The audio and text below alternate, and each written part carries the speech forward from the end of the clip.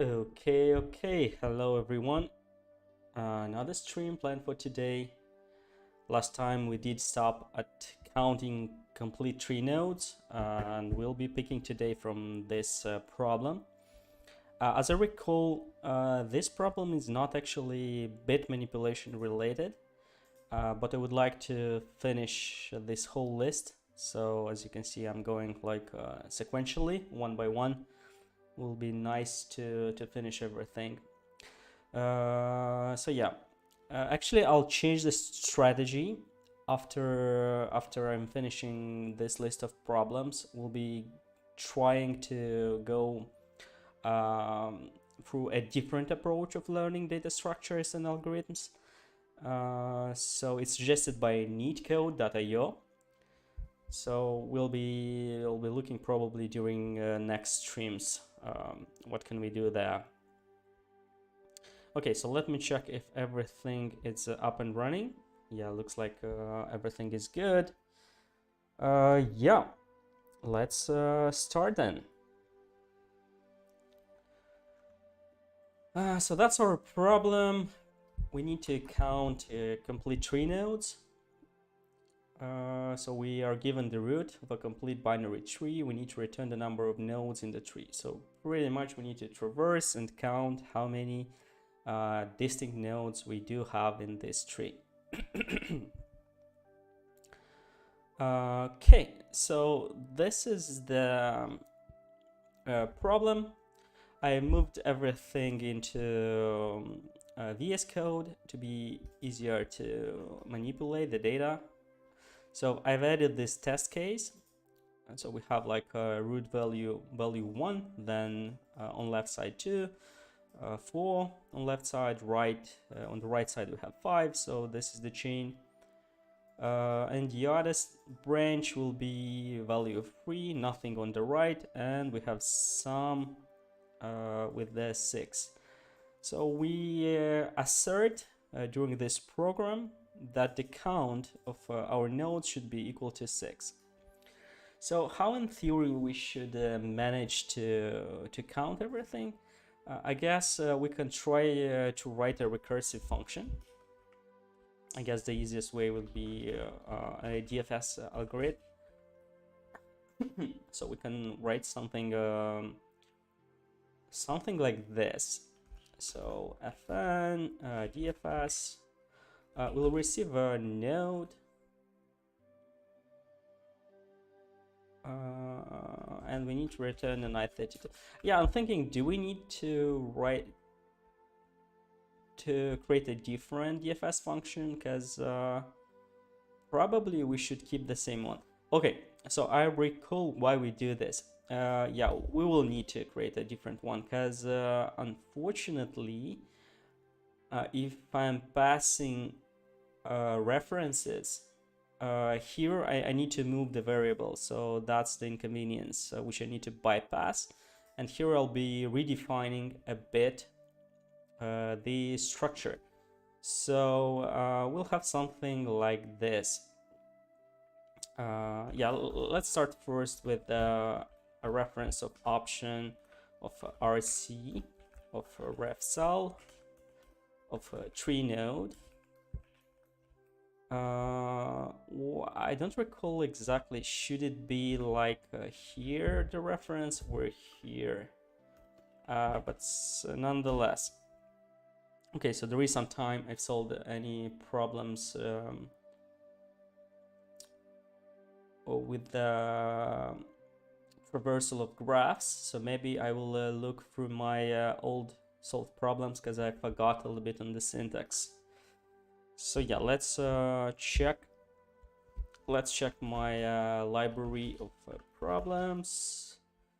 Laboratory, no, it's rustlang, dojo, rg minus I, something with binary related. So let's see, what do we have? Looks like we have this one. Yeah, let's try to open this one, copy. So let's see, can we go there? pseudo palindromic, pseudo. Wait a second, I think I messed up. Yeah, so work, rustlang, dojo, cd, pseudo palindromic, binary tree, and we can cut source. I guess it's librs. So here are the tests. Yeah, so we have the counterpart, but that's a little bit different problem. What I forgot the naming, it's this part actually. So we'll need to borrow and then move it iteratively inside. So yeah, this borrowing part I forgot, and yeah, looks like the syntax is to pass the reference here. Okay, so we will not need this for now. So yeah, we'll be passing this as an option. Next stage will be matching the root, so I'll need to see if you have an option. So if some, I guess we can move it root here. If none, then we probably do not need to do anything. But yeah, actually this is a recursive function, so if it's a none, then we should return 0. But if it's something, yeah, we'll need to borrow. So let's borrow. Will be like root.borrow. And we will be counting. We will do something like let result. What I'm trying to do, it's like, but do we need to do this? Because if we have something, do we need to check value? No. So probably I'll be doing like a 1, because we count current value. So this is what we'll be returning. So it will be 1 plus DFS, or in our case it will be like self of DFS. And inside we'll do borrow dot left,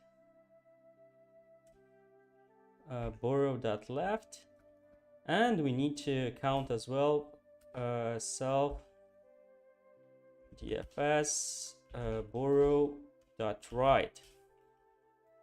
And I guess that should be our solution, and here we should be calling it. So we'll have solution.dfs, and we'll be passing a reference of our root. So let's see.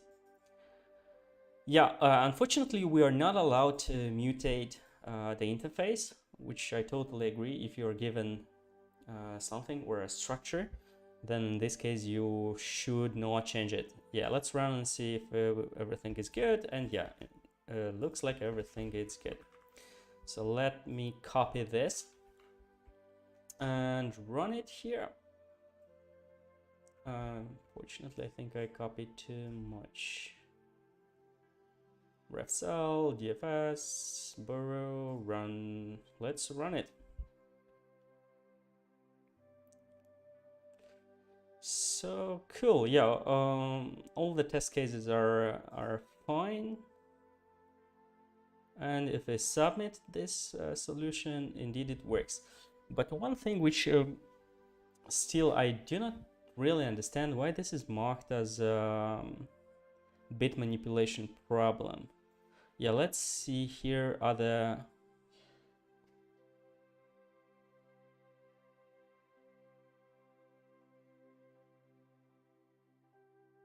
get max. I mean, that's exactly the same approach. I mean, literally it's I don't think it's absolutely any difference. So let's look once again. Is there anything else? So yeah, we do M1, M2. Yeah, so looks like he did exactly the thing which I did. So mark this as a compare, but he doesn't use compare. I'm not sure. No, it's same. So yeah, we're matching root. If it's sum, we do this. We count this too. We sum it.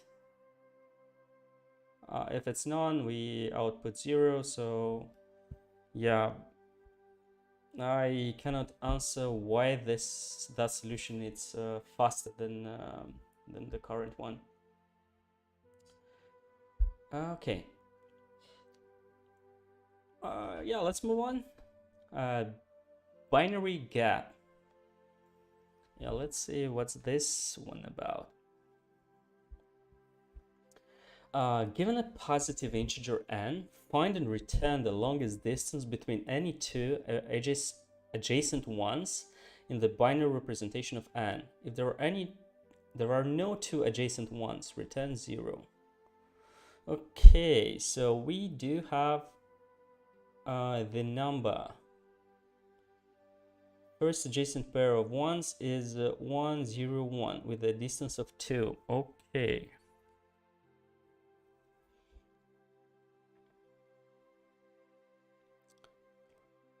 Which is 2.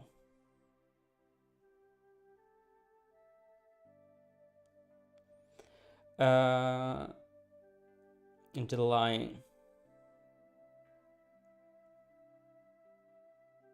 Yeah, this is an interesting one. This is quite an interesting one. So let's try to brainstorm it on our whiteboard.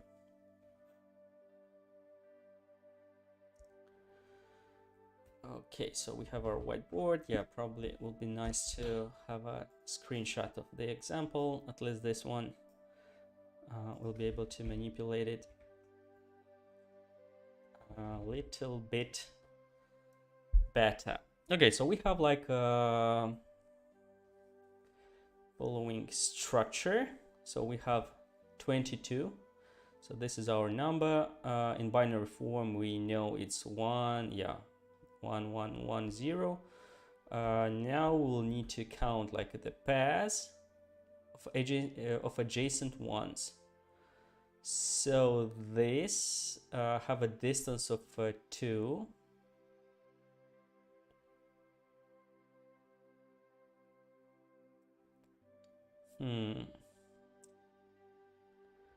We have another pair, this one, which is a distance of 1, and that's it. So I'm wondering how can we deal with this solution? Because from one perspective, I guess we can start by transforming it, getting it in the binary form as a string, probably. We can try to do it as a string and then pass the values to manipulate them. Or actually we can leave it as a string. And we do next stage, I guess, would be to find the pairs, but I do not want to go with 2 for loops or something. I want to do it in big O of n, so linearly. So I want to pass it once and to fix it. So I am wondering how can we do that.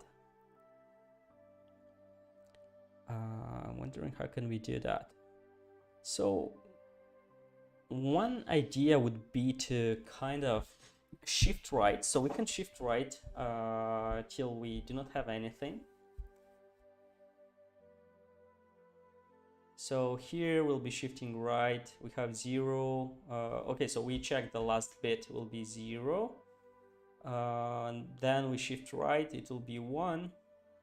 Then we shift again right, it will be 1. So the distance between these two, it's 1. Then we move on, it's 0 again. And we have 1 more. And the distance will be like 2. Maybe we should use a stack or something. Maybe we should use a stack and a counter. Yeah, let's try with the stack and the counter. So we go first item, it's a 1. Cool. We go next one, it's a 0. We do nothing, but we do plus plus of our counter. So counter will be +1. We go next. Counter will be +1. and it's a 1. So this is a pair. Then we pop everything. Or actually, yeah, maybe the stack doesn't help us a lot. Because then this will be a starting point. So yeah, stack doesn't help. So we have like, let's try, for now, we have a counter and last I index. Or I index. Okay, so we'll have like counter and we'll have an I, which will be iterating our vector. And we will need like last I, something like this. Last index where we found a 1. So assuming we start here at the position 0, last index will be 0 and move 1. So we move 1, it will be like 1, and then it will be 2. Last I will be 0, but it is a 1, so we'll be doing like I minus last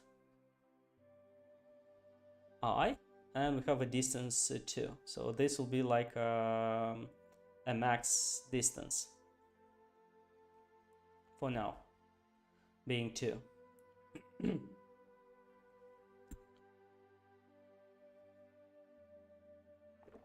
Then we move on. Last I will become 2. And we increase it here, like it will be 3. It's a 1. We do this sum, it's 1, but we will not increase max distance because it's less than 1. We move on, we do not find anything, so we'll remain with max distance 2. So this will be like kind of our algorithm to identify. Now the trouble is,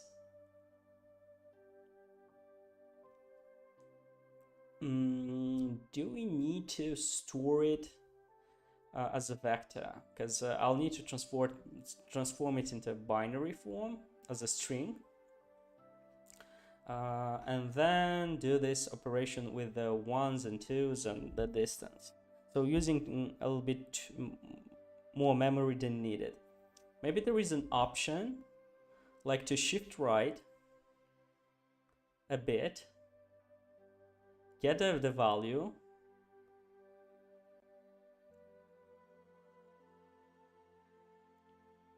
and count how many 1s will be there.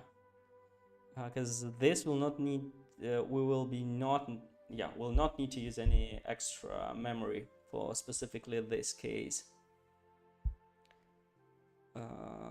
So okay. So yeah, maybe we should design an algorithm which doesn't use anything extra. Yeah, so I'm thinking like while n greater than 0, we do this and shift right 1 bit. And we'll need to get the last value of this. So first will be like last bit. I think it's n and 1. If I'm not mistaken, I'll need to verify this. Yeah, let's do a little bit of research. So here, Rust get last bit. Okay, so set bit and set bit toggle bit. Shift left 1 bit, shift right 1 bit. No, I want to get the last bit value. Rust get last bit value.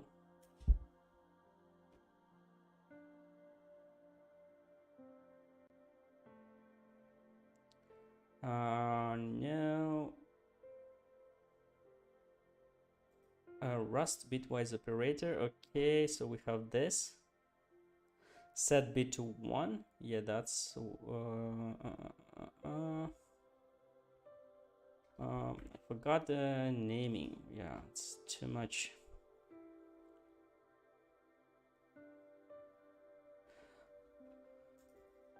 Okay, so Rust bit manipulation cheat. Okay, I think that's a thing. So get a bit.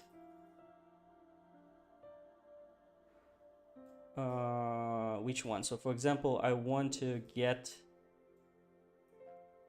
the last bit. So probably set to 1. Example, mask. Yeah, I think I should try like I. Okay, so what's get a bit?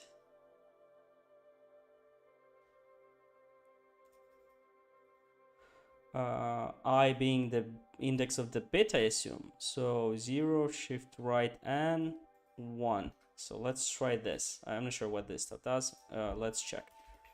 So let's assume we have like the number being 2.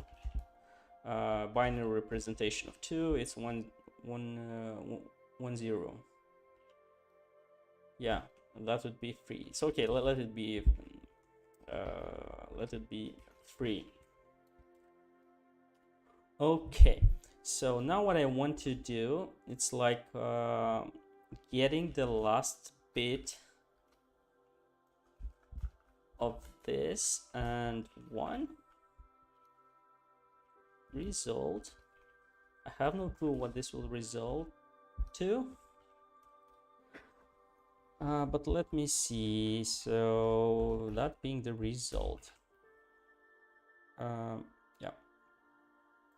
yeah, probably I'll not need this anymore. I'll just have this part and let's run, and it's a 0. So let's try vice versa. So we do and shift right this and result, because I need a 1. So now it's a 1. So if we go here, how did I get 31? Sorry, it's not correct. So I need a 0 now. So let's check this part again. So it's 0. If it's a 3, it's a 1. If it's a 4, it's 0. 4 would be 1, 0, 0. That would be 4. So yeah, looks correct. But if I check this, it's 0. And if I check 2, it's a 1. Okay, so that's clear. So this is the algorithm to get the last bit. And this would be the algorithm to get the last bit. Now what we'll need to do is try to implement a function which will count if the last bit is set to 1 and how many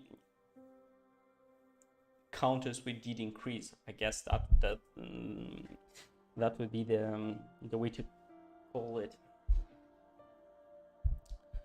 Yeah, so we'll be checking the last bit. So assuming we have our number, yeah, let's get back to our code.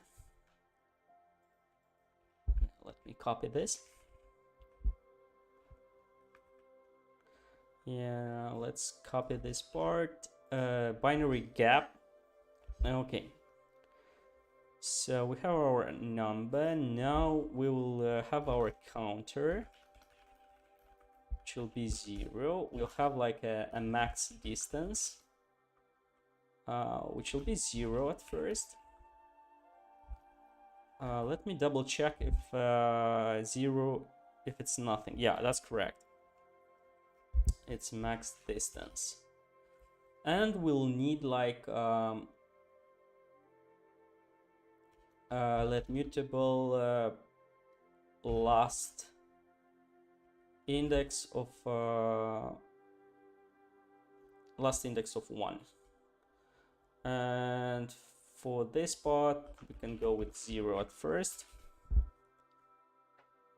but that's not necessarily correct because it may be not set actually. So yeah, we will try to figure it out a little bit later. Okay, so first stage, we'll do like while n is greater than 0, because we'll be shifting right till the moment where there is no more items in our number.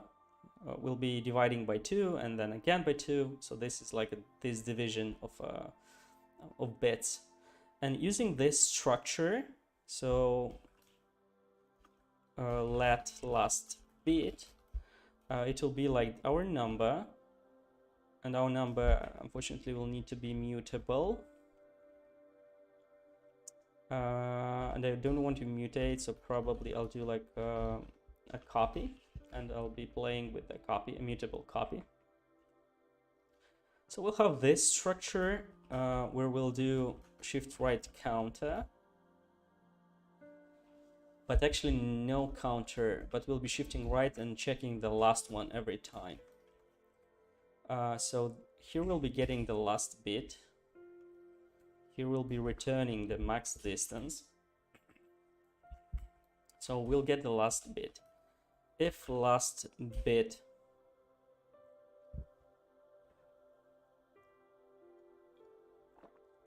it's 1. So if we have a 1,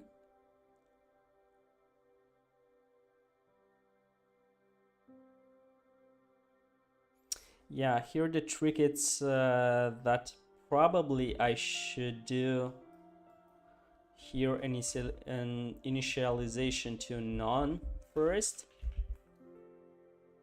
and then yeah, this being an option of usive or I32, I guess. I32, because at first it may be not set, so I do not want to double count it. So if we get a last bit being 1, next stage it will be like if last index is a sum, where we can do a match. I guess match will be easier, so we'll do like last index. So if it's sum,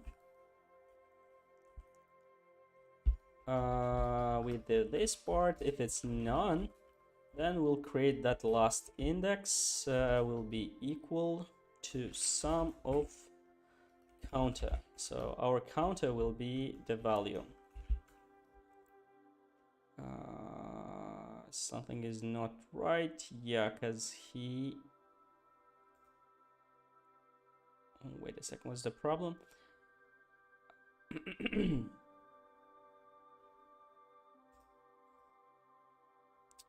I'm not sure it's okay. So this will be like a value. Well, let's call it like this. So we know that the current bit will be the current counter will be a 1, and the last one was set, assuming this part. So yeah, probably should do like a comma here.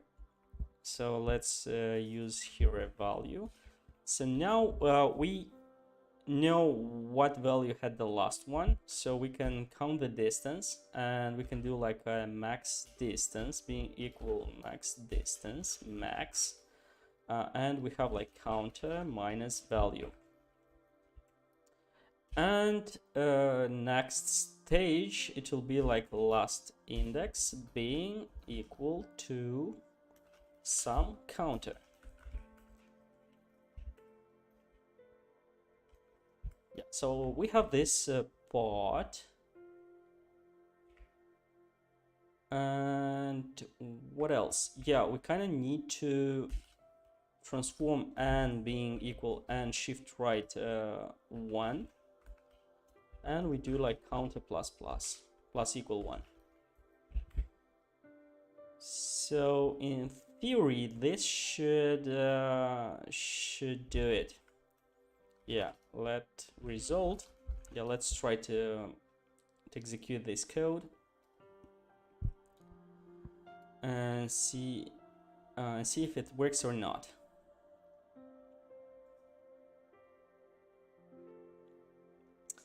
So yeah, we have like a solution, binary gap, and the test being 22. Let's do an assert, like a result and 2. So this is our result, but let's print it, I guess, first. So let's run. And it works. This part works. Let's give it another shot with another test case. Let's assume 8. So in this case, I'm expecting it to be 0. And let's see if this worked. Yeah, we have 0, but I didn't change the code. So this works. Now probably we can copy this part and run it in our LeetCode solution. Okay, is there anything we can improve? That's a question. So a way on how we can improve in Rust, on the Rust part and Rust code, you can try to run cargo clippy. This is an extremely useful tool. Sometimes it gives you good advices on how you can improve. So consider reducing it to n. Oh, so he suggests us that this is pointless, and we can try to do it like this. Try to do it like this. Let's see. Yeah, we can do this as well, so pretty good improvement on this side. Nothing else that Clippy suggests. So a small improvement here. Let's check this part. Here it's quite simple, nothing fancy. While this, we have our counter, last index. I don't think we can remove anything, so yeah, probably that would be the solution. At least my solution. We will see. I'm pretty sure there will be like a one-liner from some very smart guy. Yeah, let's see if this works. So yeah, it does work. Let's submit.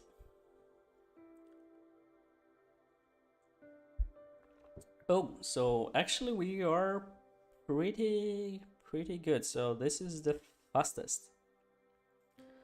What else? Yeah, I was thinking going this this approach with CHA indices, but this one is way slower. So going with shifting right the bits and then doing this pointers and indexes improve the solution by quite a lot. So it's much faster. Good. Good. So we have this solved. Let's move on. I guess count this we did, this one binary number with something there. Binary number with alternating bits. Given a positive integer, check whether it's alternating bits, namely if two adjacent bits will always have different values.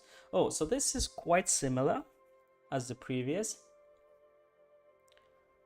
because we kind of need to do the same approach, same solution, but we'll need to check if the bits are alternating. So I guess what will be remaining, we'll have this bit, and we will do this part will remain. Yeah, probably will be nice to copy this. Yeah, so let's copy this part. This will remain, and we will try to come up to a solution. So either we'll need a flag or something. Yeah, so we'll have the last bit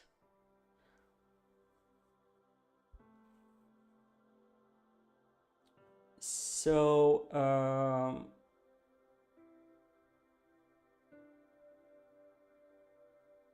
we have the last bit.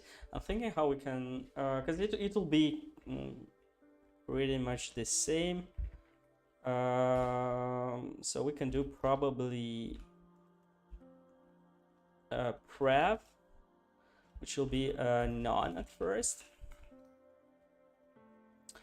which will be an option of I32. I mean, probably I32 it's an overkill. But we need to store the previous value in case we found an inconsistency. So this part I'll not need, counter not need, this will remain. And here, if everything is good, I'll be returning true. But if something is bad, something like match prev. So if prev was not set, then we have a sum value. So here I'll be checking, we'll do something like if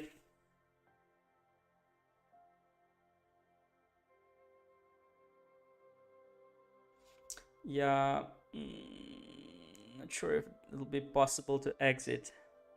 Yeah, so let's try a little bit different approach.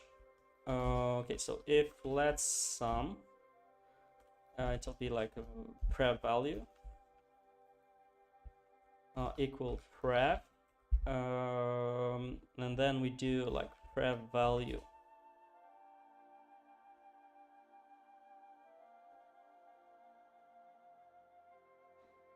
Yeah, so we'll need it alternating. This means that prev value needs to be the negation or the inverse of current bit.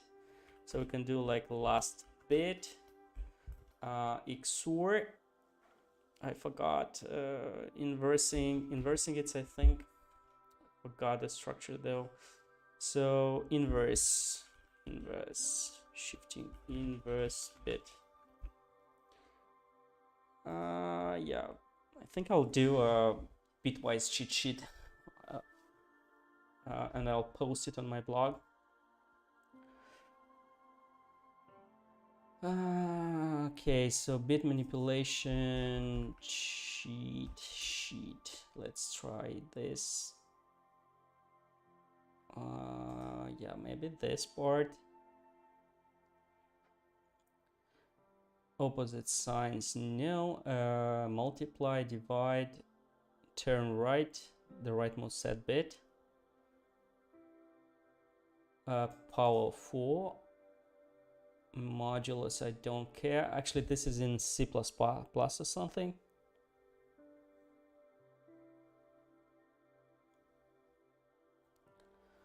Okay, check if two numbers are equal. Find XOR of number without using XOR operator.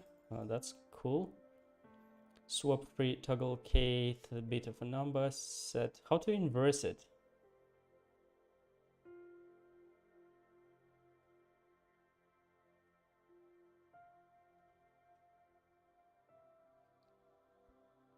Counting set bits. Okay.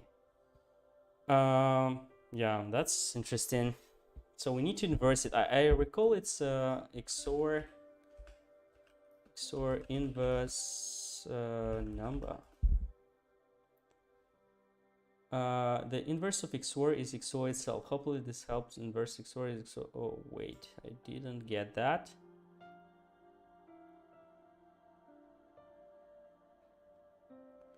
But we can negate it, I guess. That's another easy way to do, because we know the last bit will always be like 0 or 1. So in this case, we can do this part. So if prev its last bit, probably we'll do this.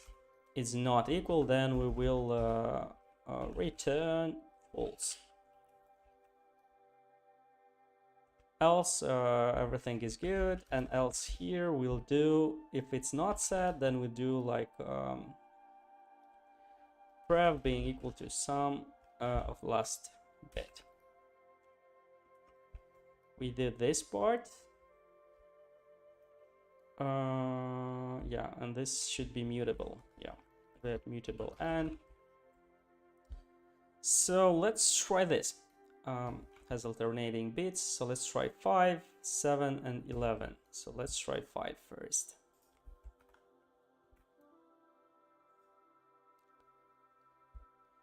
Okay, so we do have an error, but it's not clear. So it doesn't compile. So it should be true, but it's false. Why? I'm not sure about this part though, because yeah, let's try a different small scenario to be sure that this is how I understand it. So let n being, for example, 1, print line, negation of n. It's -2. Yeah, so this is what I thought. So I think it's XOR 1. This is how we do the inversing part. Yeah, it's XOR 1. So I was a bit confused. So it will be like last bit and XOR 1. So this will be the inverse of this value. So if it's 1 here, it will be 0. If it's 0, it will be 1. So let's give it another shot. We have false again. But why? Why? If a previous value is not equal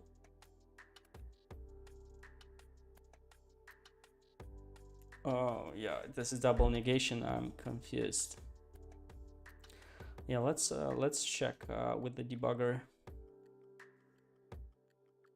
Oh my god, so it crashed. That's pretty interesting. I think I worked in this one. Yeah, so looks like it crashed. Sorry guys for the bright colors.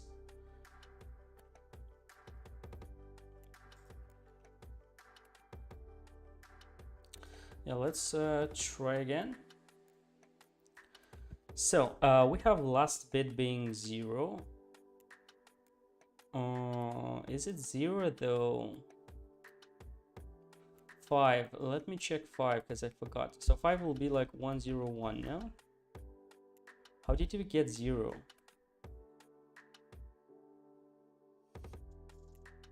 No, 5. No, 5 will be 1, 0, 1.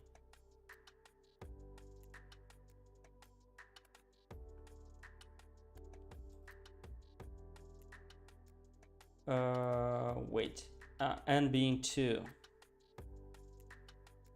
How did we get to n2? So okay, so this maybe it's the next iteration. So yeah, we have 1 in the previous. Okay, so previous value it's 1 and last bit being 0.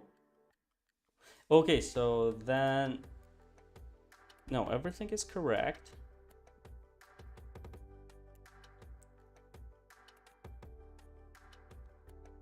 No. Oh my god.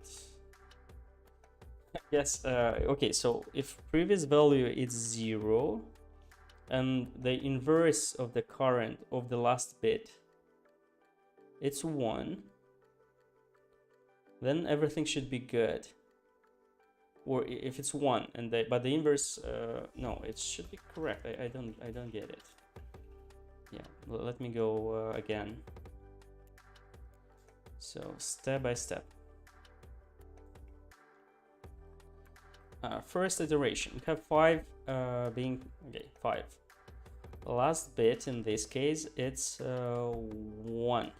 Yeah, that's correct, because 5 in binary form will be like 1, 0, 1. So we have this part. So last bit being 1, previous value being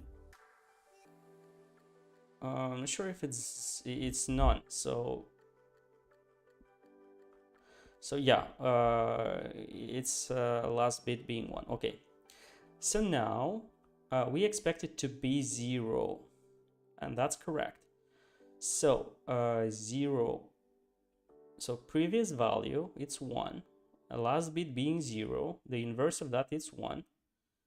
If they're not equal, then we return false. So that's correct. Yeah, I forgot to set it.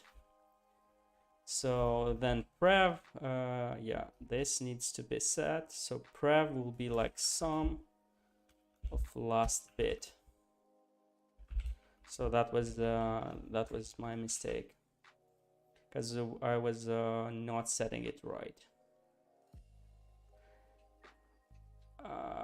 But in this case, this part is repeating, so maybe it doesn't have any sense to keep it. Maybe we can do it. Yeah, it looks like I removed too much, because it does it in either case. So maybe it's better to just put it right here. So yeah, let's try again. Good, now it works. Cool. Let's copy this and try it in LeetCode, on LeetCode side. Yeah, we don't need this comment. This part, okay. This part, okay. We do this. Up here, we'll need to do this.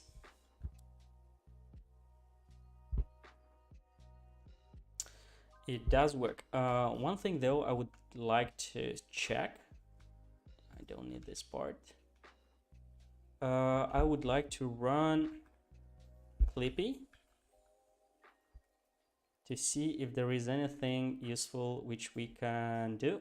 And Clippy suggests us that we can do this assertion a little bit differently. Mainly to not use, but just assert if that's a boolean and it's true. Okay, so if we run this, good, works just fine.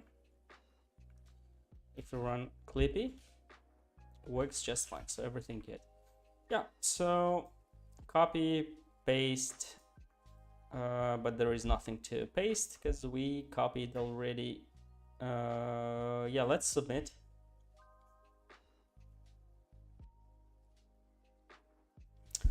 Good, so we solved another one. Yeah, this approach looks like it's working just fine. I'll submitted it already. Okay, so let's move on.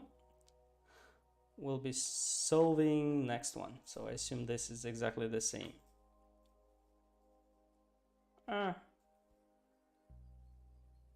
Yeah, a bit more operation than I do, but it's similar. Okay, yeah, let me refresh this page.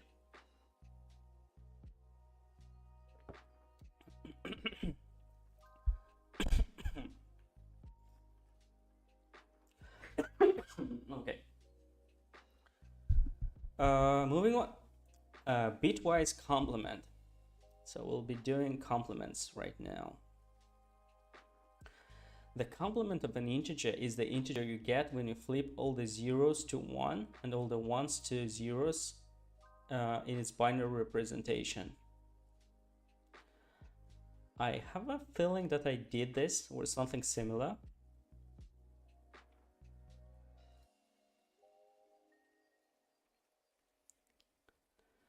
Okay. Okay, so how can we do this?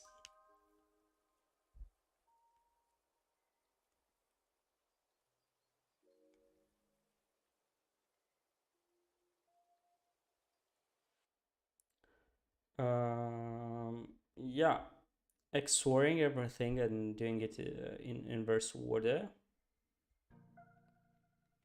that's a way.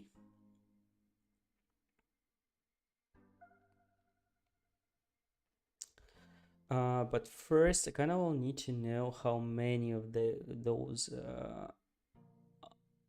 are there. But why should I care? Probably the easiest way how can we solve this, it's having like two numbers. One will be finding our last bits, and on the other one will be setting the inverse of that bit in a specific counter position. So yeah, let me try to implement it and write this code. I'll be using this same playground. So this part, let me copy this solution, bitwise complement. Let's say 5, or what scenarios do we have? Yeah, we do have 5. So 5 is 101. In binary it will be 0 1 0, so it will be like 2. So here we do equal, I expect 2. So we can add a couple more.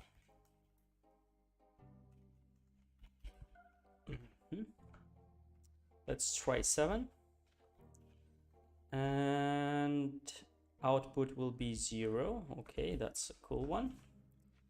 And if you do one more, we'll have like and 10, and the output will be 5. That's also pretty cool. So 10, and the output will be 5. So what I'm trying to do, it's first I'll need two numbers.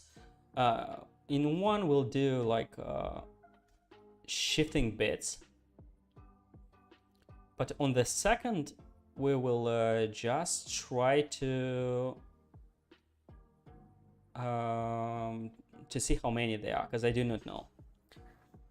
So yeah, let's create two numbers, two copies of n. So let's say let mutable n being n, let mutable k being n. We'll need like two numbers, and we will be returning k. Now we'll do while n is greater than 0, we'll need our counter, or index, or I. Yeah, let it be counter, which we start at 0. Now we'll get let last bit being n and 1. We'll get last bit. Now in k we will need to set at position counter, but I forgot how to set. I think it's using or. I think it's using or. Yeah, let me check the syntaxes and how to set a bit. Okay, so let's do this. Rust set bit specific index.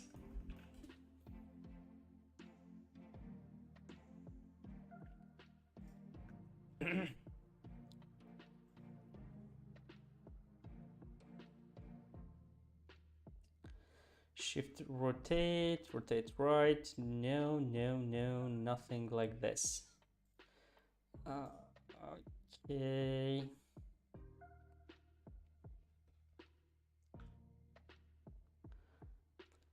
How do you set, clear, and toggle a single bit? Yeah, let's see this. Okay, set a bit. But I want to set it at a specific position, so yeah, unfortunately I had some cheat sheet examples. Manipulation, cheat sheet. Yeah, let's see, toggle bit. I think we saw this. Yes, set a bit. Okay, so we do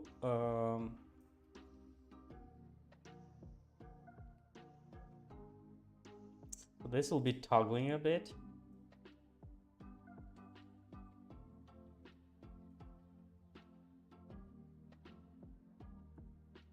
Oh, I being the bit and this being toggling it. So that would be ideal for us. So we have this, I assume I being the counter and K being this. But what's N? Yeah, actually we don't need this. We just need to shift it right once.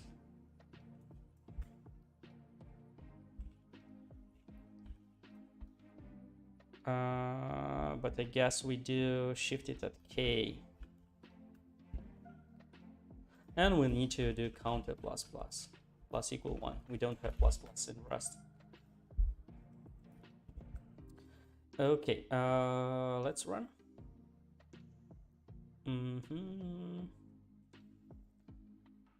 Attempt to shift left with overflow. Okay, where's that?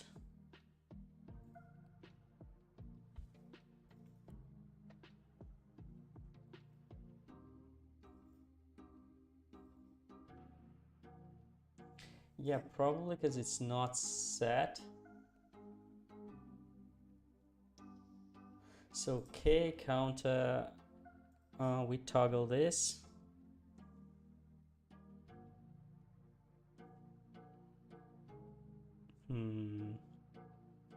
Yeah, let's run it. I'm not sure though. So we have counter 0 and we shift right. So actually this stuff worked. We increase counter and it's still greater than 0. We do this and this stuff doesn't work anymore.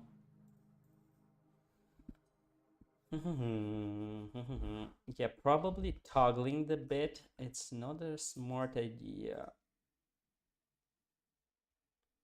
Or it's not written in the correct form.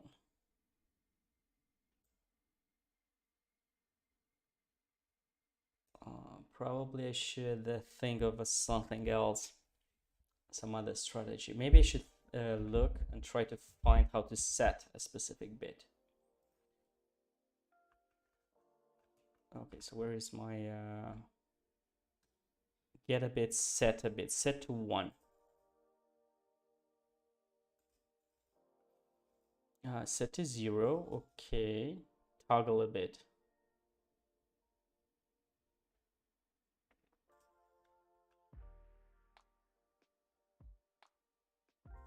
Okay, so this will be to get a specific bit.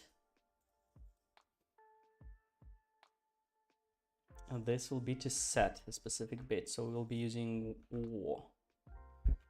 Okay. So let's try to do some tricks with this part. I need to understand how this stuff works better. So let n being, let's assume 2. If we do, if we try to set bit 0 to 1, so let's assume n, or let's try to print this.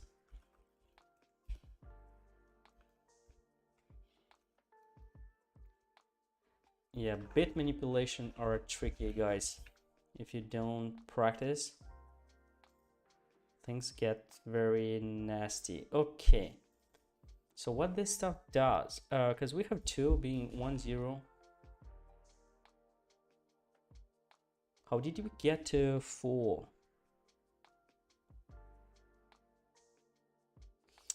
Yeah, let me try to have it in a binary form.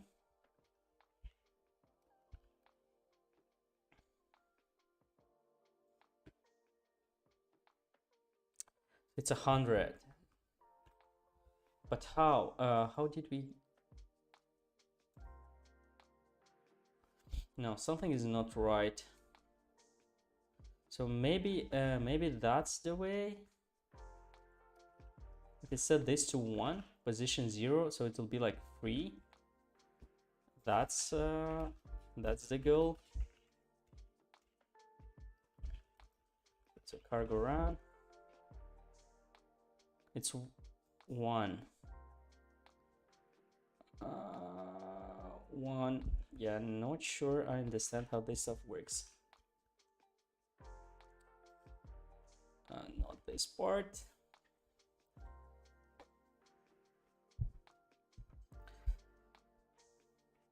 Not this part.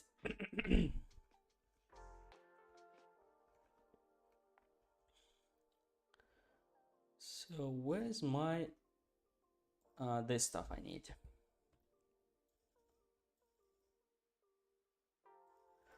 So this will be to get a specific bit.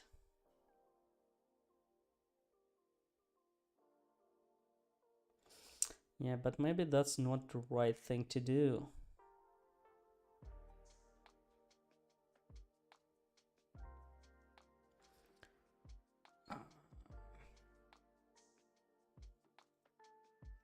Set to 0.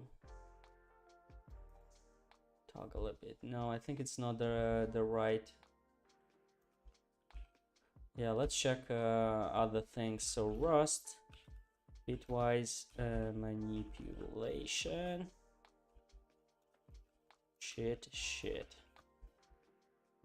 Sheet.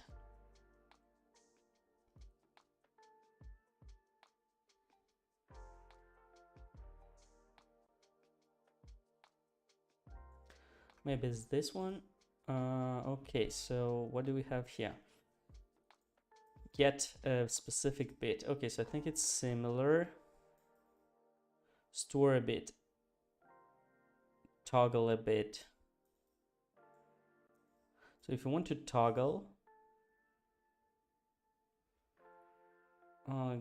get the least significant bit.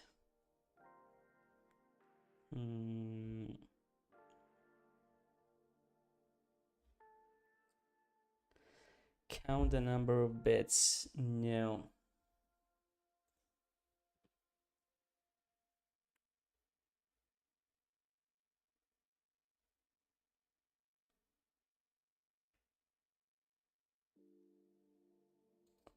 Let's try this. Let's try this. Okay, so, and blah blah blah, nothing interesting. Yeah, this stuff, it's not useful. Next. Unsigned set bits, that's too complex. I'm not sure what this stuff does. Okay, so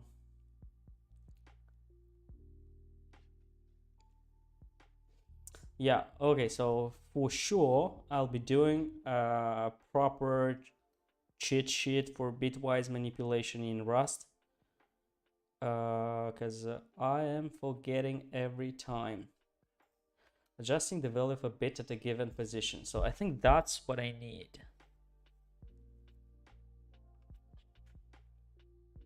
Okay, so let's assume we have A, we have this number.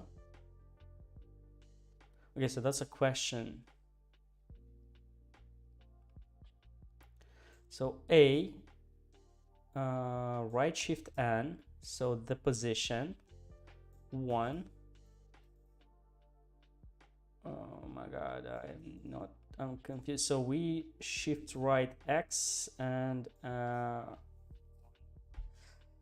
but yeah, this will be to get the last bit, but I want to shift it to set it, so probably will be this value. So D, shifting right, and we set B. Okay, so yeah, let me copy this part. It's getting very complicated.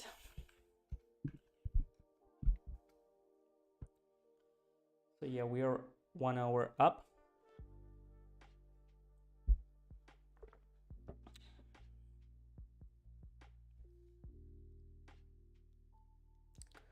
So first thing which we need to do, we are getting our bits. Now we'll need to set our bits in the right position.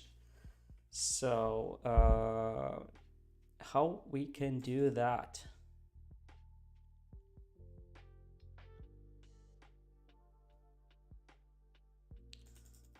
Okay, so we are getting, let's assume we got our last bit. So yeah, let's get our last bit. We know to get the last bit, it's this formula. That would be the value of the last bit. We have our counter, which will be increasing by 1. Now we'll need to insert in k, or maybe we can create k to be like a 0, because we don't care much. We just need to set it. So we'll need to do, probably that was not a smart thing to do, to remove it. We'll need to inverse it. So let inverse, probably I can do it right here. So this, let's inverse it right away using an XOR operation.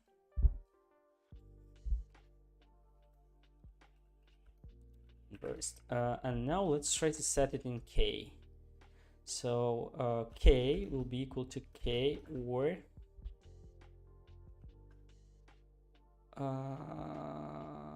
and now it's quite tricky,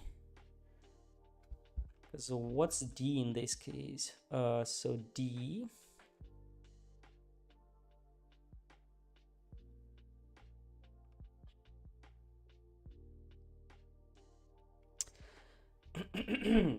d is the value. So okay, can I see the value with 1 but not getting replaced with 0? The program puts this when ideally it should be. Okay, so that's actually not a real solution.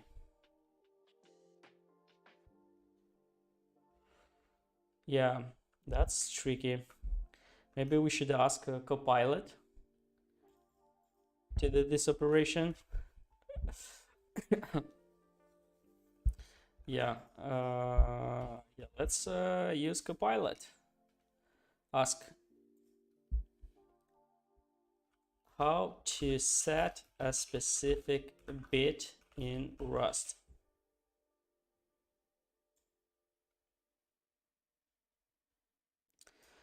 Okay, set bit. So we do, it's a little bit too complex, but to set a specific bit in Rust, you can use the bitwise operator or along with the bit mask. Here's how you can do it. So we have like num and bit position. So you do num or this bit position. But instead of 1, probably I'll be doing, okay, so I was quite close. But instead of this, I'll use like a last bit inversed. And no. And bit position will be in counter. So that should be it, probably. Yeah, let's try this. Does it? Okay, so I tend to shift left with overflow.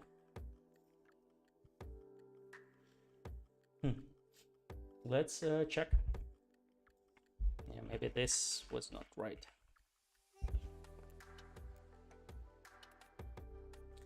Yeah, do we need this? Yeah, we need this because we need to shift right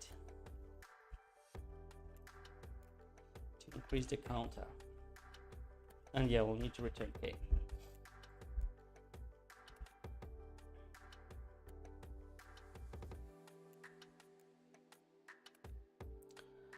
Okay, moving on, trying to debug this.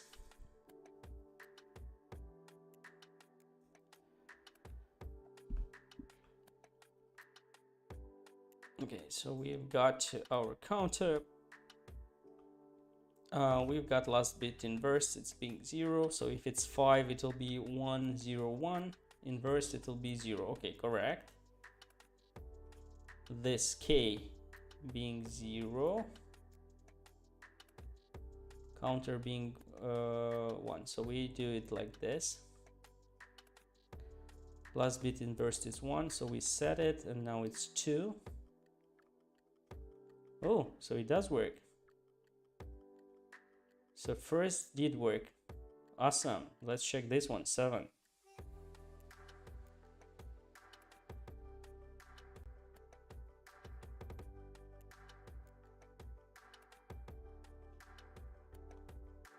Zero. Okay, so it does work. Awesome. Let's run one more. 5. Yeah, cool. So we found out the solution actually. So let's write a couple of commentaries. Getting the last bit value inversed, setting the bit at a specific position. So we do this increase and okay, so we are good. Awesome. We solved another one. It was a pretty tricky one. I don't need this. I will close this one here.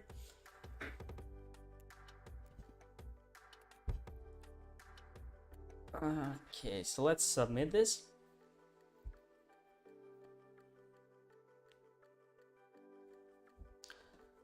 Wrong answer. So if we put 0, expect it to be 1. Yeah, the trick with 0, I guess we can do it a little bit differently, because it doesn't get into our while loop. What happens if I change it to 1 right away? Let me check this part. Judging. Because anyway, we are playing and we set. Yeah, it doesn't work anymore. I guess in this case we'll be just writing like a if and 0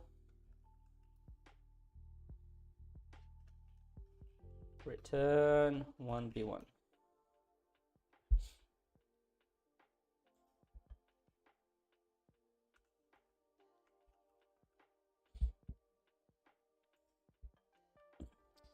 It's a little bit ugly, but fastest solution around. Yeah, actually we don't need to return binaries, so maybe return just 1. And if it's 0, then okay, whatever. Okay, so let's try again. Let's submit. Awesome. So we come up with another algorithm. So let's move on. Longest nice substring. I have a feeling this is also completely not related to bit manipulations.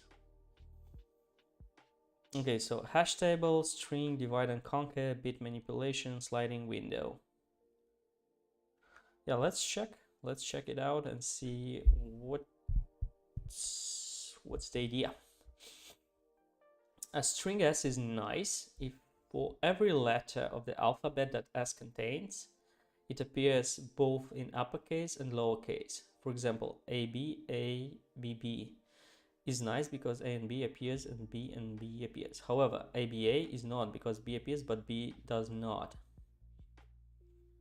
Given a string S, return the longest substring of S. That is nice. Oh, that's an easy problem. Oh my god, that's not sure if it's an easy problem. Longest substring.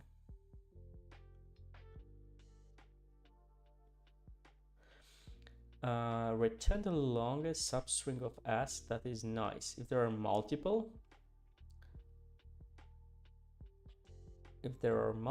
return the substring of the eldest occurrence. If there are none, return an empty string. Okay, so EA, ZA, EA, Y. I recall there was a problem like this, which we're trying to solve. BB.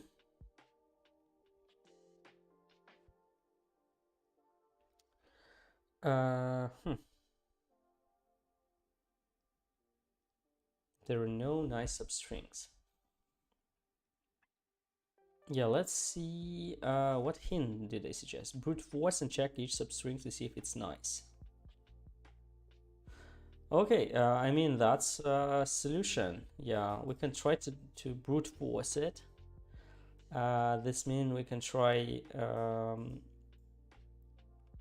all the substrings. With 2 for loops. And then we can check if that's a solution or not. But that's not necessarily a good... I mean, for easy, that's correct. But if you want like an optimal way to solve this, we need some sort of dynamic programming approach. And this is what I thought. It's not necessarily easy to do that. But sliding window, it's interesting. Because I recall a similar problem. I think it was a hard one. In that case, what we did, first we kind of did a counter a frequency of all values or of all characters.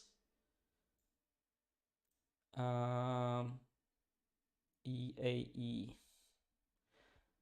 but that will not be the case. Okay, so let's try a simple approach now with the brute forcing, because even brute forcing is not that easy to code. So yeah, let's try to write this. Fn main. Okay, so we'll have this part here. We'll do like solution or struct solution.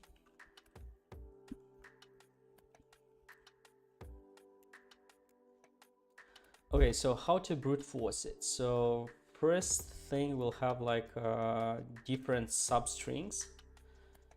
So we'll have like 2 pointers. So we can start like with 2 for loops in our case. We start from 0 s.len, and for j,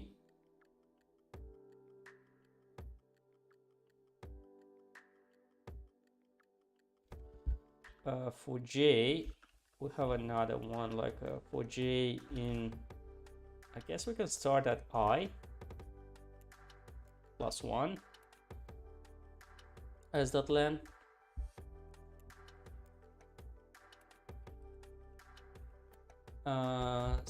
So we have these 2 ranges. Does it work like that? I don't think. Probably I'll need to wrap it in something like this.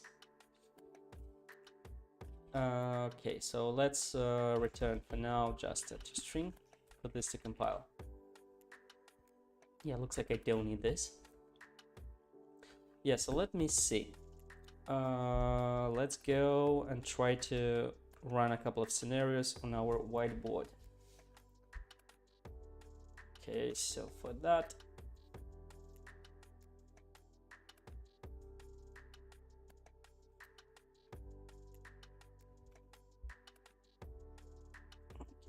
let's copy this again.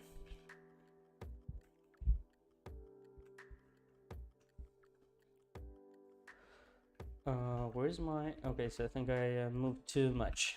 So here I'll need a new canvas, and I'll have that here. So yeah, my algorithm works like for I we start at 0 and string len, and for j we start at I plus 1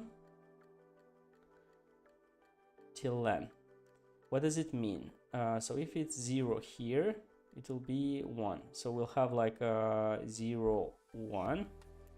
Then we'll have like 0, 2. Then we have like 0,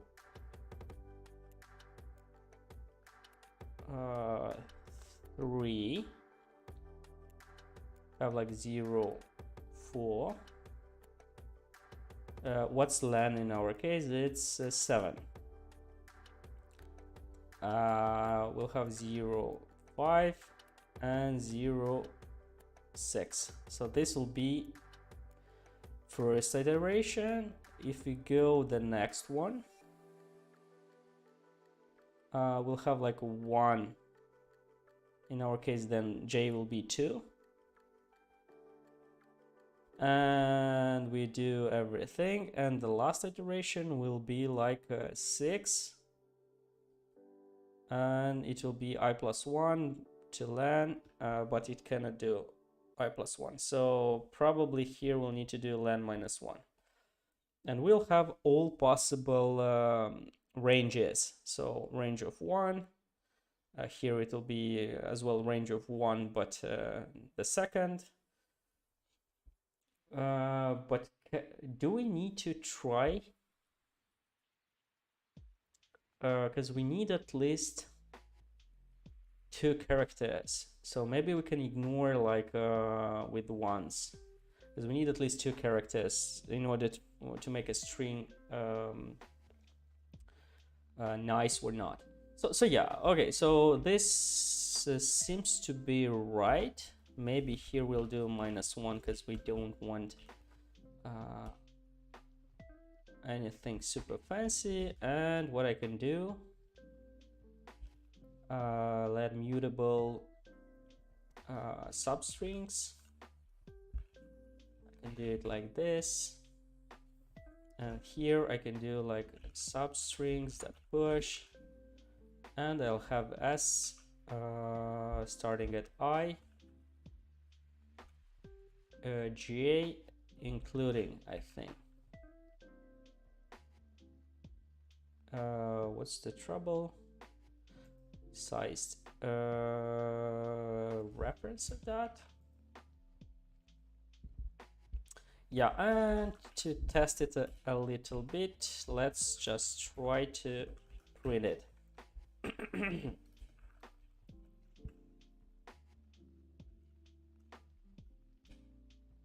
So we'll do like solution, and let's provide our substring, which will be this one. I just want to see if all the substrings are there. To string. Okay, so we have something like this. Yeah, blah blah blah, as do we have our solution? Yeah, we do have our solution. So now out of this substrings we'll need to find the nicest one, the nice one. And how to do that? We'll need to write the algorithm to find is nice or not. So pubfan is nice will be providing our string, call it s, which will be a reference of this, and return a boolean. So how can we write it in the fastest possible way?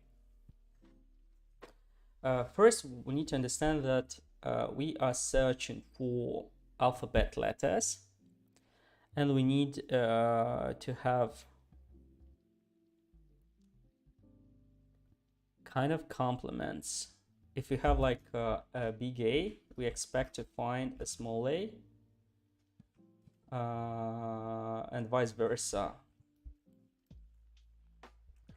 So what fast data structure we can use to what's going on? That's a little bit weird. Looks like my key bindings do not work anymore. Anyway, let's try this. Okay, so we have this part. So we have our string. Now, maybe we can try to find the distinct ones. So one way to filter them out is to filter the distinct characters, because we don't need to pollution. And once we do the distinct characters,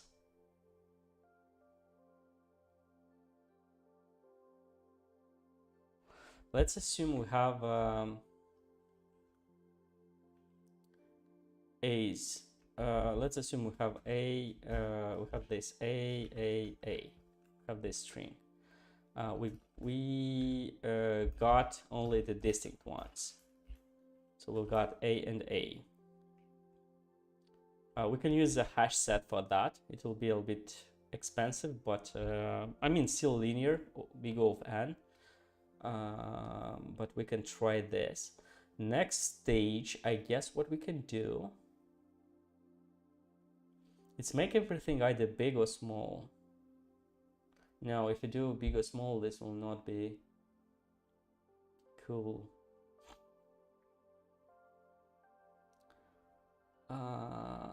Maybe in this case I can do something like bytes and do yeah, let me think.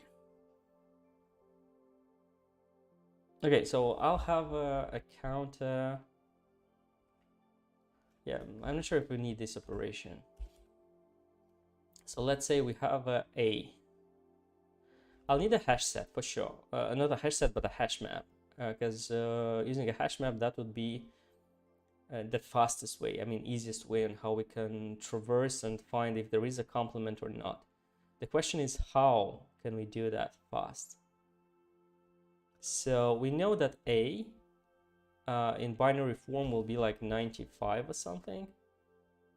But big A will be like 68. So probably we can do something like the difference between these two, some sort of manipulation, and try to find the index. So in our hash set, we should store like 95 existing. We don't care probably. Wait a second, but maybe in this case we'll need a hash set, not a hash map, because we have it. So we'll just need to find a complement.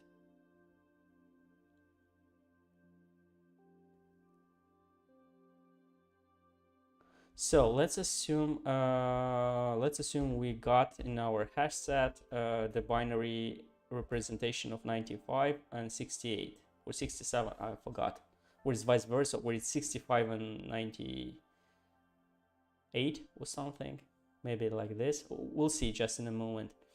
So if we put in our hash set the binary representation, the passing value, it will be like 65 and 98. So we can do the following in this case. We go with 65.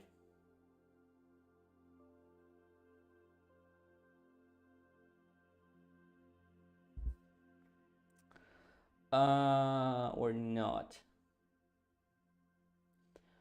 Maybe I should have like two sets.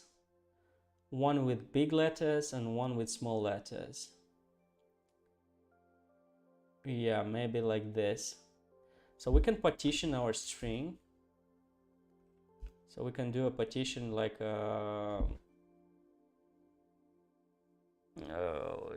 4 letters bigger than X and having like a small and big letters, something like this. And for each small letter, we'll be checking if we have a complement. I mean this in big letters. If we don't have, we return right away, because that's not correct. If we do have, then everything is good. Oh my god, that's a little bit too annoying. It is some work for an easy problem. I mean, maybe it's easy because it's has a brute force solution, but it is quite a lot of work to do. So this is why it has only acceptance rate of 60%. Okay, yeah, sliding window. Yeah, sliding window, it's a more advanced way on how to solve it. And for that, I'll need like half night, so I'm not sure if I have the right energy level to do it. So probably I'll just continue on solving in this simple way. Okay, so we outline the algorithm. So first stage, we received our string as. We can do like chars or as bytes, I think. We can try this. Then we can try iterator and then partition. We'll have like X. But I need to do a couple of tests because I'm not sure what values are they. So let me see. Let A being string A as U8, I think. I think that's the structure, if I'm not mistaken. Or yeah, probably I'll keep it like this. So let me just print line. So I'll have like a value equal RC code. So it'll be like A and then A as U8.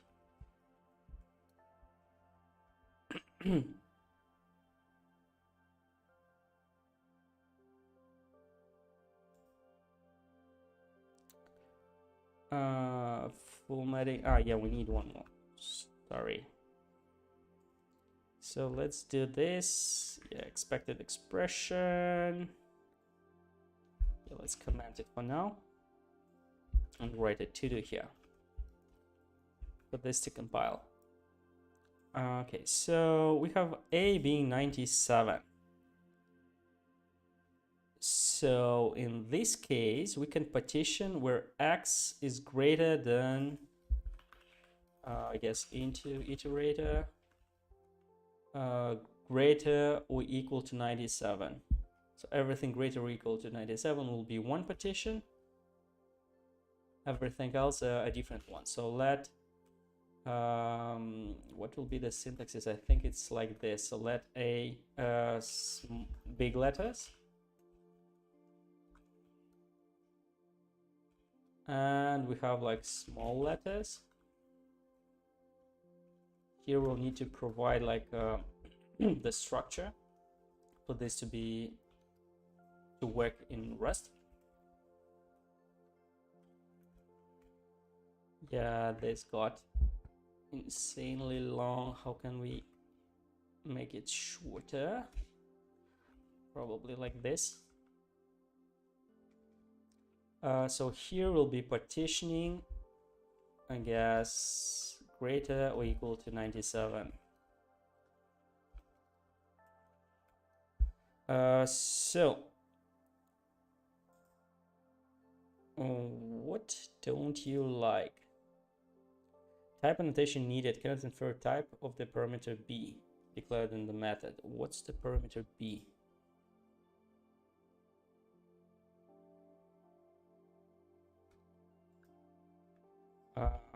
Okay, so cargo run.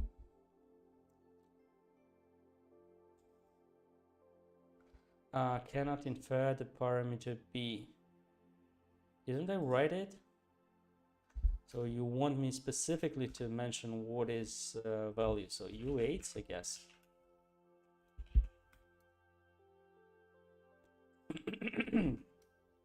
Okay, so that would be first thing. Next part, what I would like to do is check this. So big A. So this will be like A, and this will do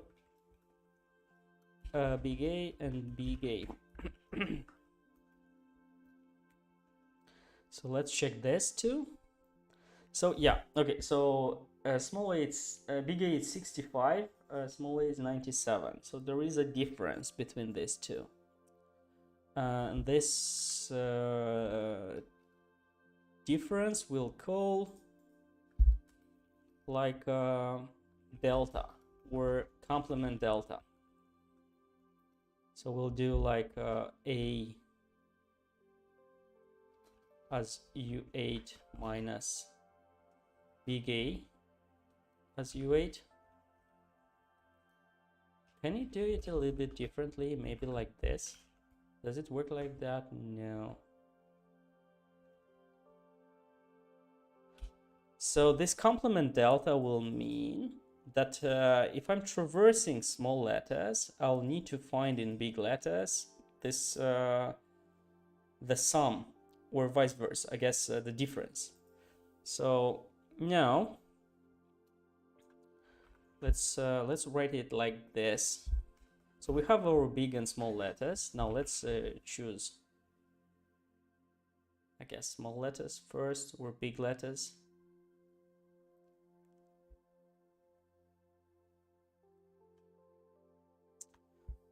I'm not sure which one to choose though. I am really not sure. Because we'll need to see which one is bigger.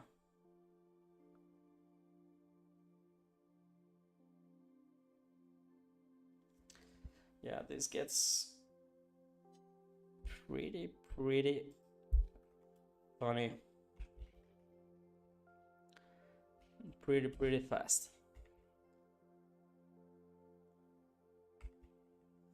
Okay, so we may have, let's have this example right here. So we have like the following string, like A, and A. Then in small letters, we'll have like two A's and only one A in big letters. But we don't actually care, to be honest, because in order for this to be nice, they should be in both. So if one is empty, then it cannot be. I guess, yeah. So if they're both empty, but no, that's an empty string. So yeah, let's choose big letters. So big letters, I guess for code in big letters, that would be a case. We'll need to find if, but I don't want to do a search. Maybe I'll transform small letters in this case. Iterator, I want to collect them as a hash set. Because I don't want to search for too long. Small letters. Okay, so let's do this. U8, yeah, so let's consume it. Okay, so if small letters contains, and we have like code plus complement delta, guess not like that. So this everything together. This means, for example, we have a 65 plus complement delta. We need to, if it doesn't have, we do not have this, then we return false. Else we do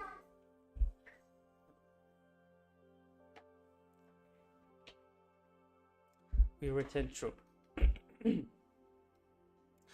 And to find our solution, we have our substrings. We will do an iterator, we'll do a filter, we'll apply our function like solution is nice, and then we'll take one because we need the first one. We don't care for all the other solutions.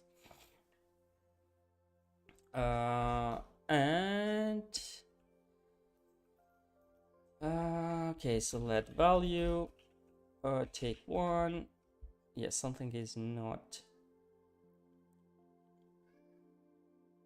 Okay, so here we'll need to do like into iterator, otherwise it will not work. Found function signature. Okay, so what's the problem?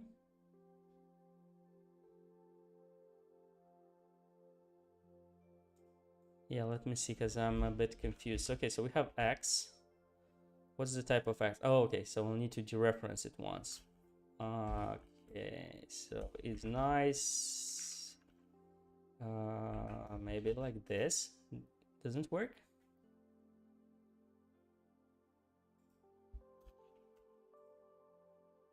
Not s, but x. Sorry. But what's the point? So we have like take one and we do like first or nth 0, I guess, the first item, and we do an unwrap or we do this empty string and we do like value to owned. Okay, so yeah, I think. Oh, hello, Unorekare. So welcome. So trying to solve a couple of problems and finish with the bit manipulation. And we've got a pretty not easy problem, but we are close to finishing it. So let's see. Let result. Let's print the result. How are you doing, by the way? Everything good? Did you learn anything new lately? Okay, so it looks like we either got an empty string, which is very likely, where something was not right. Yeah, let me do it a little bit different here. So let me see if I find any. So just collect.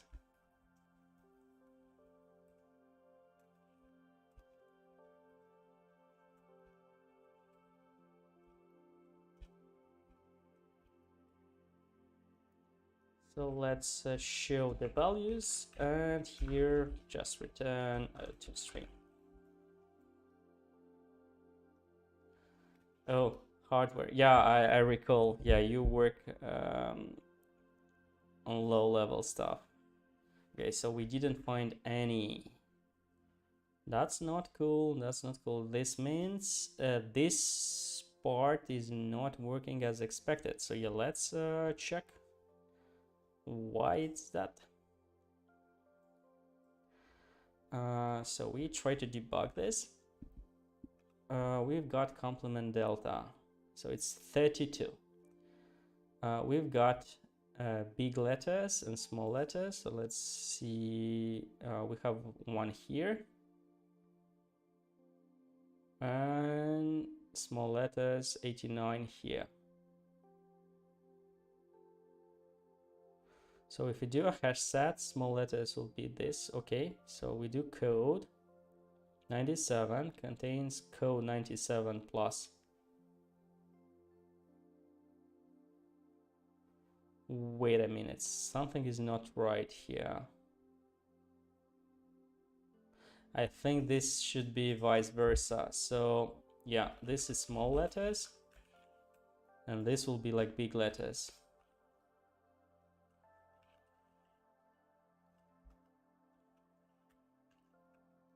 Because it's very weird.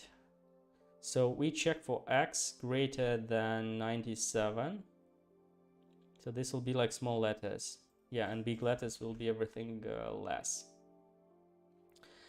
Everything less. Okay, so let's run again. Okay, so we have a string. What's the string? Let's first EA. YA. So we do have 97. That's an A, and big letters will be 89. Cool. So we check 89. So we do expect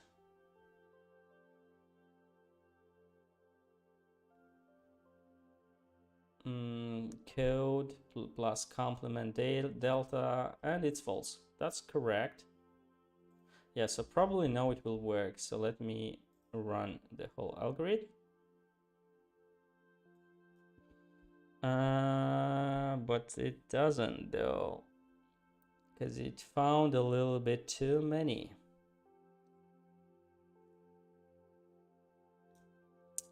So we just problem resume. Okay, so let me share what's the problem. Longest nice substring. A string S is nice if for every letter of the alphabet that S contains, we'll need to S contains appears both in uppercase and lowercase letters. For example, A, B,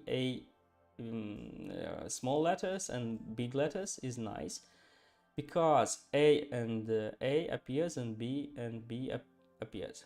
However, ABA is not because B appears but grade B is not. Okay, so in other words, we are given a string. So let me get back to this drawing board.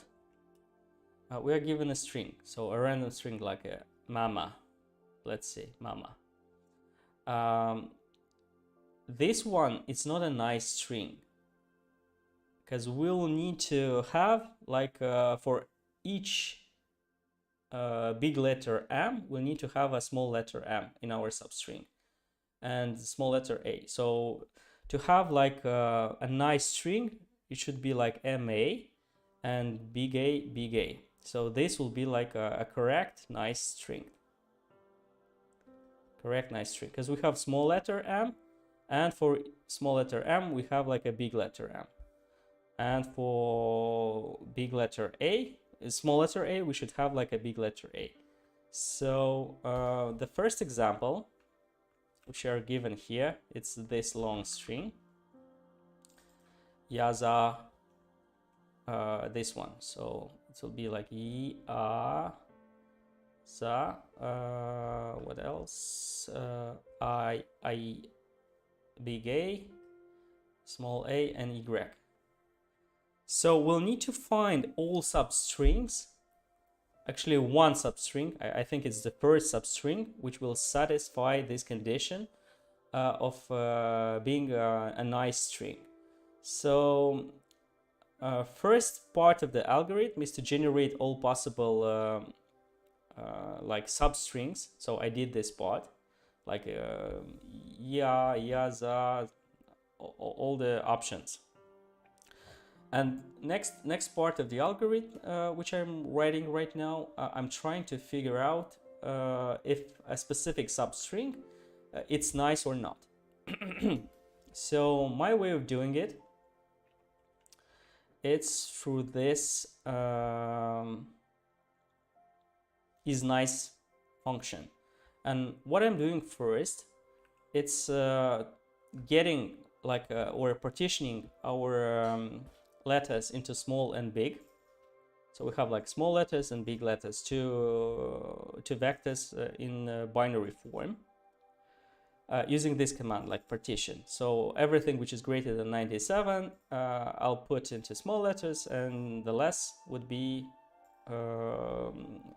big letters. Next, I'm trying to make a hash set from small letters because I don't care about duplicates. what I need to find, I'll just need to find if there is a specific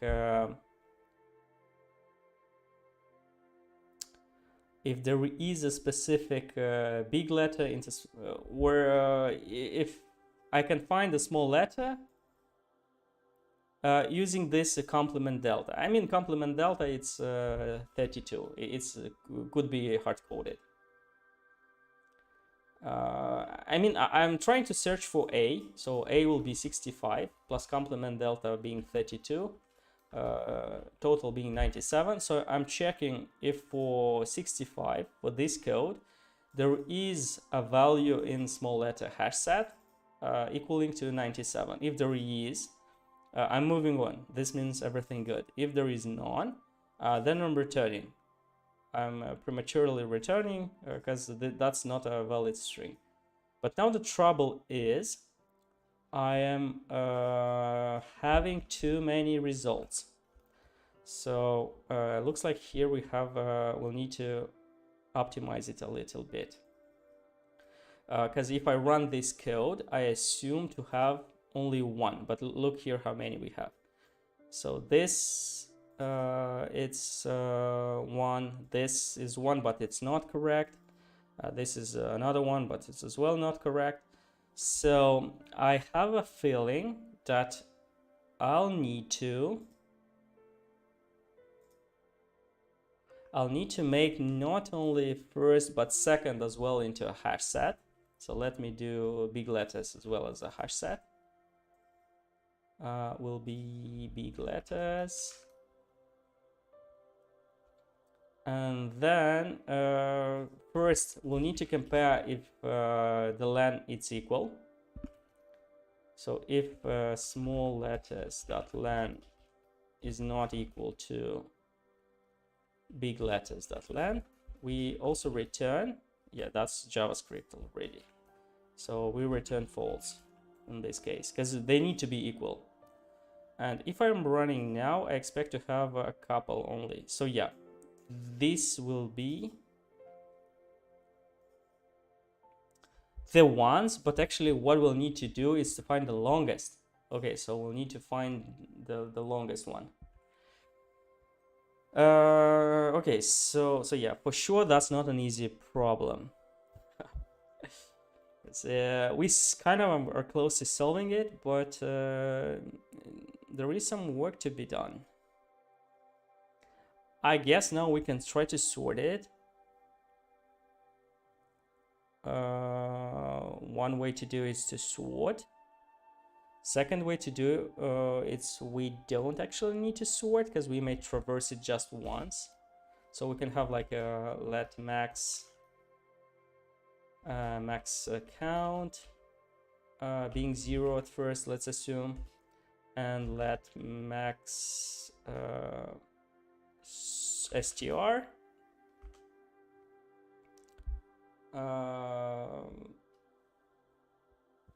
whatever, let it be this at first.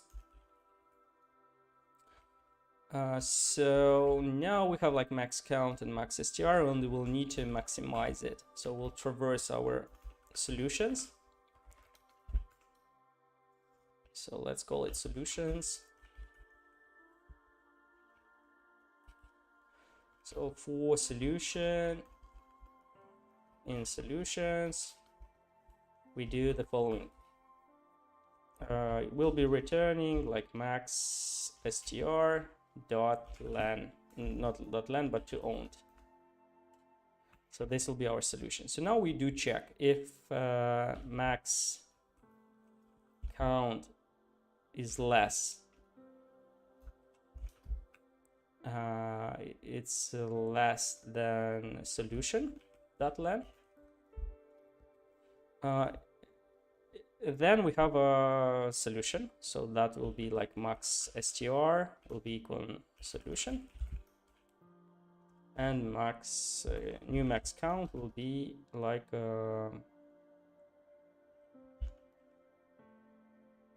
solution.len.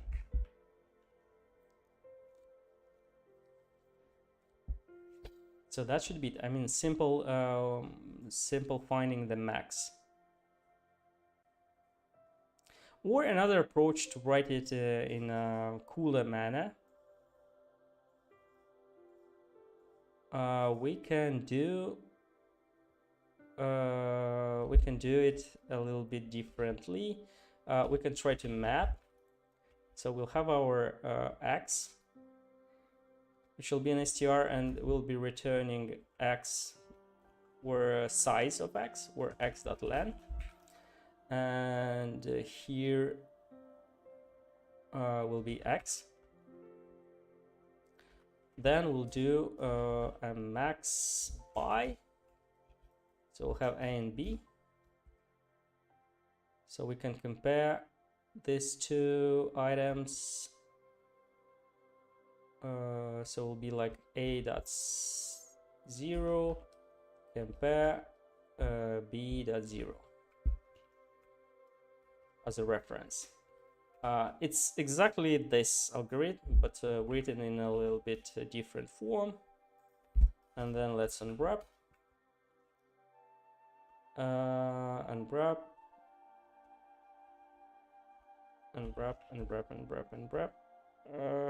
Or if there is none, actually, yeah, we may have none. So unwrap or let's return 0 and this, if that's the case.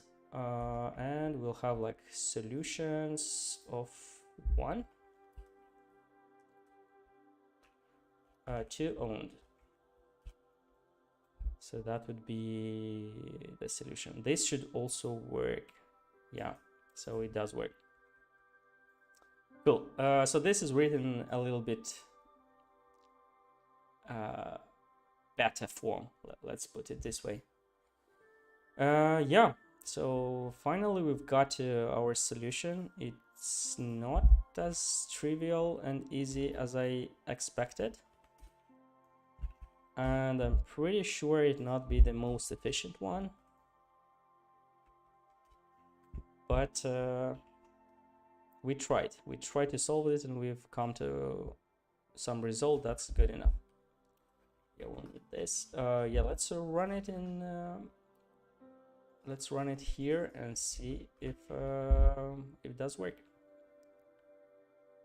So let's run.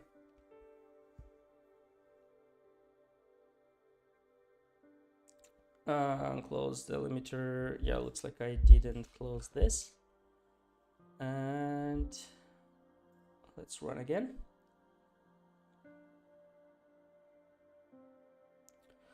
Yay! Test cases work, which is really, really nice. Let's submit and hope we'll be free to go to sleep. Okay, so we have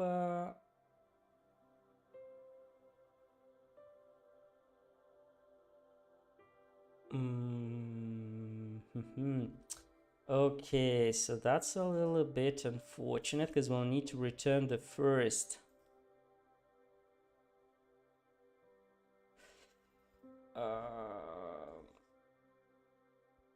So in this case, if we compare, the comparison should be not using this.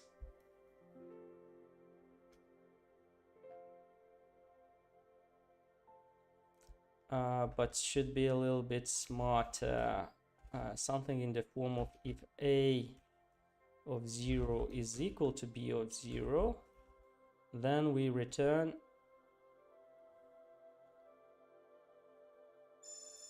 a being greater. So I think it's order GT. I don't know. I mean, I need to write it here to have proper autocomplete.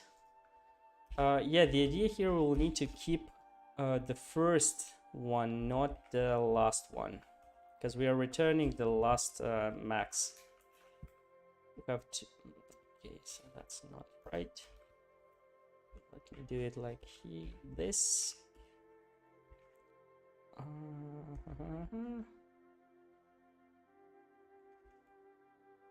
Yeah, this is not here. This should be here. Okay, so this. Okay, like that. So a of 0 Probably should do it different, like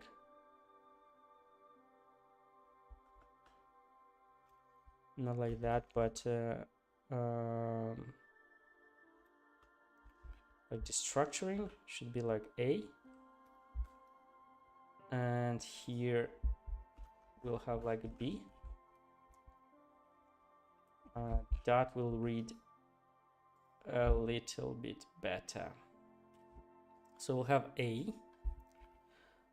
If A is equal to B, in this case, we'll need to make sure that A is greater than B. Else we do A compare B. Yes, like this. And here we'll do order, not compare, but greater. How to do greater? GT. Ordering is called. Show greater. I think that should do the trick. So let's try this example.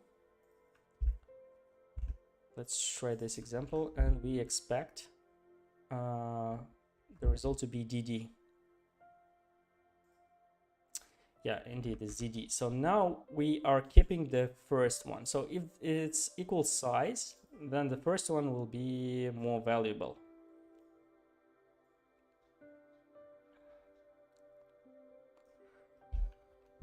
Copying this, pasting it here, writing the solution, probably I should use this first.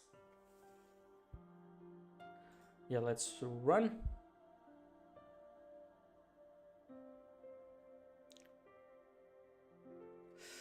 It does work, and let's submit. Okay, so yeah, we managed to solve it. Quite a lot of work, to be honest. I would definitely put it at least in medium. But yeah, it is what it is. So let's check the results of the day. We improved quite a lot, to be honest. We had like I even forgot how many, like 117, and now we have like 124. So we solved like 6 problems today, so it's pretty good result.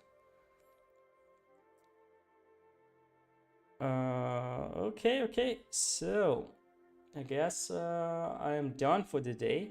Thank you everyone who joined it. For the people who'll be watching this stream, please press a like, write comments. If you learned something, that's even better. If you have any suggestions, then please write them down into the comments. And let's hear in a couple of days. I think the next one will be on Friday. So have a nice day, everyone. Bye bye.